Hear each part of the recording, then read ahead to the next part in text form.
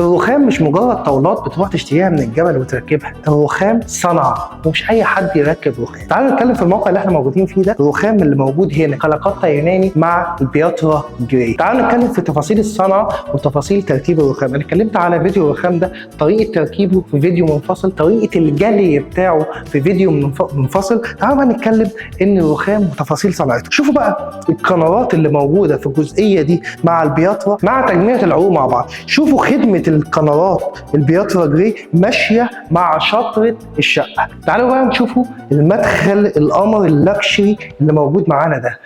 المدخل ده معمول ووتر جيت، مش اي حد يطلع لك الجوده اللي موجوده معاك في الارضيه دي صنعه. تجميعه ال 45 هنا، اللحام اللي موجود هنا اللي مش باين مع نفس لون البياترا، واللحام اللي موجود هنا مع نفس لون الكلاكاتا، برضه هنا نفس اللحام الكلاكاتا. التجميعات، العروق، المشي. شوفوا معايا كده الجمال الرقي اللي موجود في الرخام من اول دخولك لباب الشقه. وانت داخل باب الشقه من المدخل كده خلاص هو الرخام هو اللي ماشي.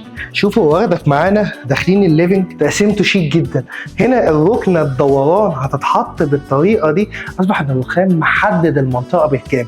برضه نفس الموضوع الصنعه وطريقه تركيب في الطرقه من الاول للاخر، والتجزيعات وتجميعه العروق شغلانه مش سهله. مش اي حد يطلع لك الشغل ده، مش اي حد يطلع لك التفاصيل دي. سهل تلاقي ده بس مش بالتفاصيل دي غير في دي ديزاين.